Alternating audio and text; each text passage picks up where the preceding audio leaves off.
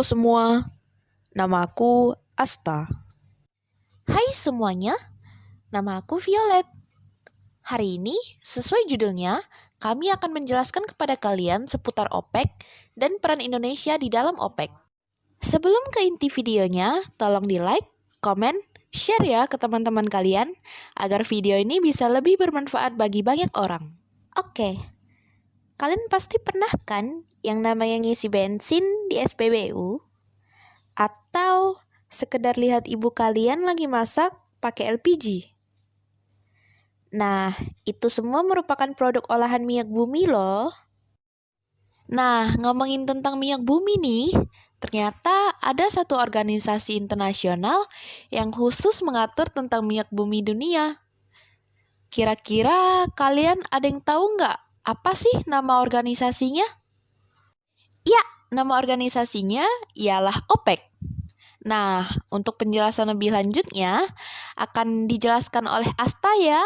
Nah, teman-teman, ada yang udah tahu belum? Apa sih OPEC itu? Orang-orang pecinta emping cabe. Itu sih aku. Oke, balik ke topik. Jadi, OPEC adalah singkatan dari Organization of the Petroleum Exporting Countries, yaitu sebuah organisasi internasional yang terdiri dari negara-negara pengekspor minyak bumi terbanyak di dunia.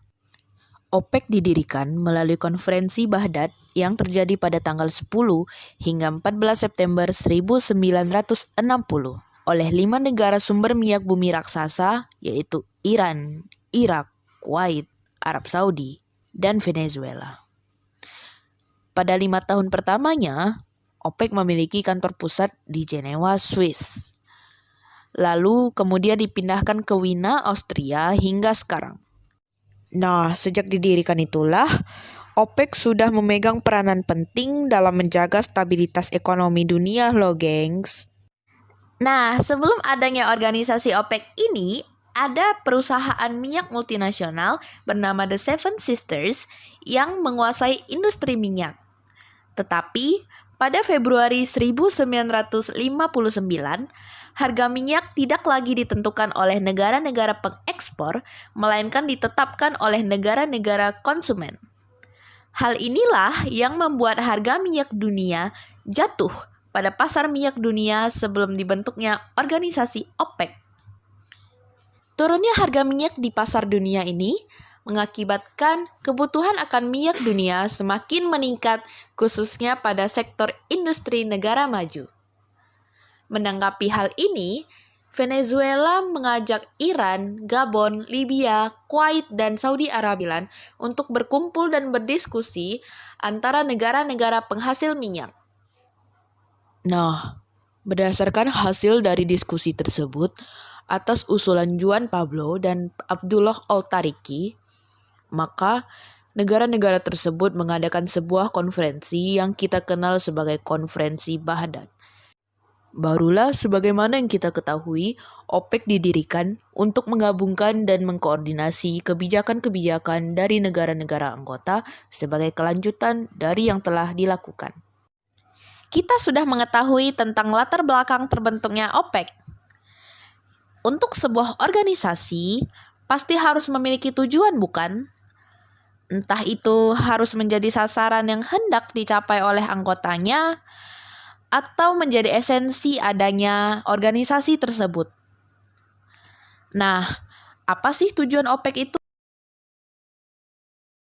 OPEC bertujuan untuk meningkatkan peran minyak sebagai sumber energi dalam mencapai pembangunan ekonomi berkelanjutan melalui 6 cara, yaitu koordinasi dan penyatuan kebijakan perminyakan antar negara anggota, menetapkan strategi yang tepat untuk melindungi kepentingan negara anggota, menerapkan cara-cara untuk menstabilkan harga minyak di pasar internasional, menjamin pendapatan yang tetap bagi negara-negara produsen minyak, menjamin suplai minyak bagi konsumen, serta menjamin kembalinya modal investor di bidang minyak secara adil. Sejak Desember 1962, Indonesia memutuskan untuk masuk menjadi anggota OPEC. Adapun alasan Indonesia bergabung dengan OPEC ialah Indonesia sebagaimana yang kita ketahui ialah negara pengguna minyak yang besar, sehingga otomatis akan membutuhkan jaminan pasokan bahan bakar yang lebih banyak. Dengan bergabung dengan OPEC, Indonesia mendapatkan pasokan minyak dalam jangka panjang dengan harga yang tentunya lebih terjangkau. Selain itu, Indonesia dapat menarik negara lain seperti Kuwait dan Qatar untuk menanamkan modal di Indonesia. Lalu, peluang Indonesia untuk mendapat sokongan semakin besar ketika tertimpa masalah karena solidaritas antar anggota OPEC yang sangat tinggi. Sejak Desember 1962, sebenarnya Indonesia sudah masuk menjadi anggota resmi OPEC. Tetapi pada 28 Mei 2008, Indonesia mengumumkan bahwa telah mengajukan surat untuk keluar dari OPEC, mengingat Indonesia telah menjadi importir minyak atau net importer dan tidak mampu memenuhi kuota produksi yang telah ditetapkan. Lalu Indonesia kembali menjadi anggota OPEC secara resmi dan aktif pada tahun 2014.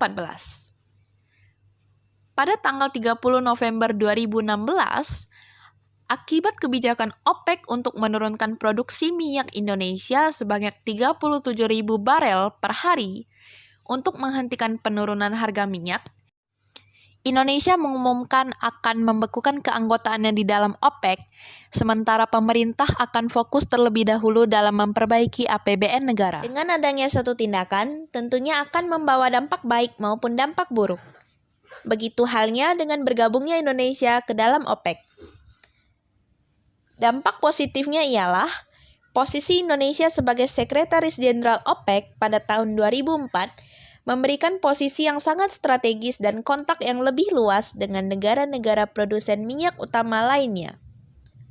Selanjutnya, keikutsertaan Indonesia dalam OPEC dapat meningkatkan citra Indonesia di luar negeri. Bahkan, pejabat Indonesia, yakni Menteri Energi dan Sumber Daya Mineral, memangku jabatan sebagai Presiden Konferensi OPEC. Yang ketiga ialah negara-negara anggota OPEC mempunyai visi dan misi yang sama di bidang energi. Lalu, OPEC memberikan bantuan dana darurat sebesar 1,2 juta euro. Separuhnya kemudian diperuntukkan bagi Indonesia untuk rehabilitasi dan rekonstruksi Aceh dan Sumatera Utara yang dilanda gempa dan tsunami pada akhir tahun 2004.